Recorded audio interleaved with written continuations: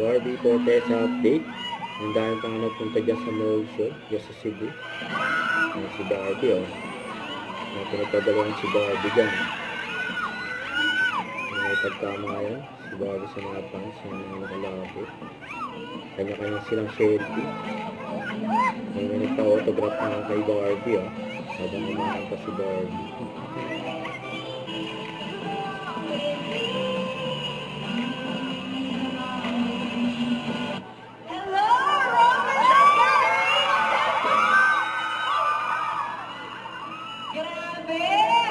Maraming salamat po for spending your holiday with us.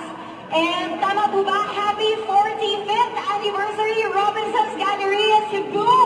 Thank you so much for having us. Grabe, I will always love you. Isang buwan na kong nandito sa Cebu.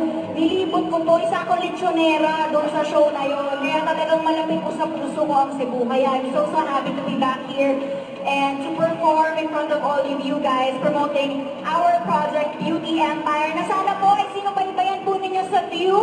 Kami po ay natapos na sa View kagabi, but we are still available on View and we are still airing on GMA Prime at 9:35 p.m.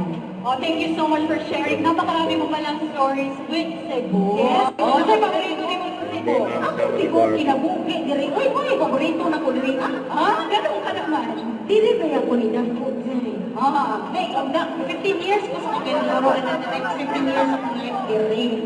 So, tapla nag-diri ko ni dako ba? Nag-angkit 20s diri sa UPC mo ka nag-yogi mo kono ya sa lakot si Buti Jay. Di ba ang mga buko na Jay.